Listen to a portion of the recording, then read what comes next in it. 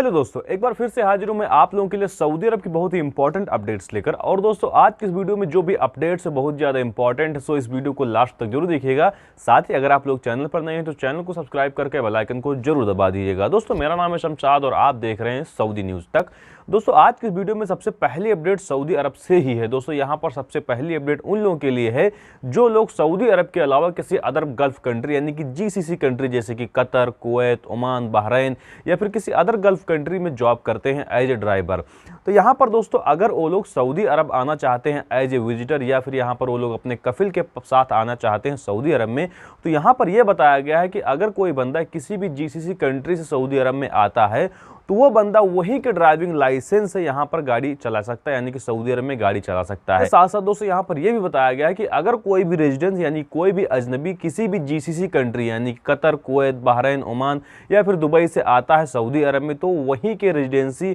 और वहीं का जो ड्राइविंग लाइसेंस है उसके आधार पर यहाँ पर गाड़ी किराए पर ले सकता है, यानी कि कार को रेंट पर ले सकता है। उसके बाद वो गाड़ी को यहाँ पर चला सकता है। ये जो कानून दोस्तों यहाँ पर बताया गया कि पिछले साल ही आया था, उसके बाद एक कानून यहाँ पर लाया गया है। इसके अलावा दोस्तों यहाँ पर अगली अपडेट सऊदी अरब की ministry of human resources and social development की तरफ से। दोस्तों यहाँ पर एक बंदे ने सऊदी अरब की ministry of human resources and social development से सवाल किया था कि जो मेरा जो मालिक है वो मुझसे जबरदस्ती काम करवाता है, यानी कि मेरा जो कॉन्ट्रैक्ट है उस पर 8 घंटे की ड्यूटी लिखी हुई है जो कि यहाँ पर मेरे पास प्रूफ है, लेकिन इसके होने के बावजूद भी मेरा कफिल मुझसे 12 घंटे काम करवाता है। जो मैं नहीं करता हूँ तो मुझसे फोर्स करा के वो काम को करवाता है। तो इस केस में मैं क्या करूँ? तो यहाँ पर दोस्तों सऊदी अरब की ministry of human resources and social development ने कहा है कि इन एनी केस अगर आपका कफिल आपके कॉन्ट्रैक्ट को नहीं मानता या फिर आपके कॉन्ट्रैक्ट पर जितना टाइम लिखा गया है उससे ज़्यादा आपसे काम करवाता है, जैसे कि मान लीजिए आपके कॉन्ट्रैक्ट पर 8 घंटे का वर्किंग आवर लिखा गया है और उसके बदले आपका कफिल आपसे 11 घंटे 12 घंटा प्रॉपरली काम करवाता है,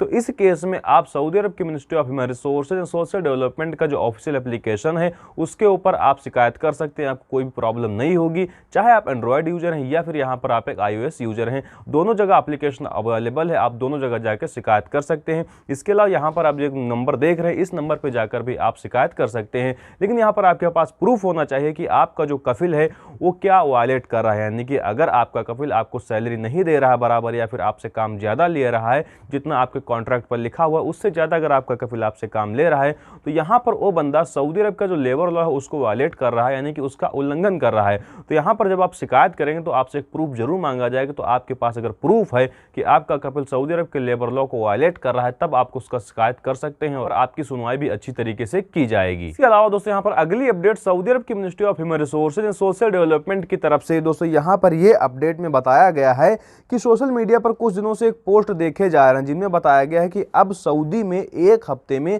4 दिन का काम करना होगा, बाकी 3 दिन छुट्टी रहेगी। यानी कि यहाँ पर बताया गया है जो पोस्ट सोशल मीडिया पर वायरल हो रहे हैं उनमें बताया गया है कि अब आप सऊदी अरब में जब आएंगे तो आपको एक हफ्ते में सिर्फ 4 दिन काम करना पड़ेगा, इसके बाद आपको 3 दिन की छुट्टी मिल जाएगी। तो यहाँ पर इसको लेकर सऊदी अरब की ministry of human resources and social development ने कहा है कि ऐसा कोई भी कानून अभी तक आया है, ना ही ऐसा कोई रूल यहाँ पर अंडर प्रोसेस है। अंडर प्रोसेस का मतलब दोस्तों यहाँ पर यह है कि यहाँ पर कुछ लोग पोस्ट में दावा ये कर रहे हैं कि ये जो नया कानून है अभी तक लागू नहीं हुआ लेकिन जल्द ही लागू होने वाला है। तो यहाँ पर ministry of human resources and social development ने इस चीज को भी एकदम क्लियर कर दिया है कि ऐसा कानून ना ही कोई आया है ना कोई आने वाला है, लेकिन इसके बाद अगर कोई कानून आता है तो यहाँ पर सऊदी अरब की जो ministry of human resources social development के ऑफिशियल सोर्सेज हैं उनके थ्रू यहाँ पर आपको इन्फॉर्म कर दिया जाएगा। इसके अलावा दोस्तों यहाँ पर एक भाई ने मुझसे सवाल पूछा जो कि बहुत ज्यादा इंपॉर्टेंट सवाल। दोस्तों इस भाई ने यहाँ पर सवाल पूछा है कि सर मैं पिछले महीने सऊदी अरब से इंडिया वापस आया हूँ, लेकिन यहाँ पर मुझे अच्छा नहीं लग रहा या फिर मेरी कंडीशन खराब है, इसलिए मैं दोबारा सऊदी अरब जाना चाहता हूं,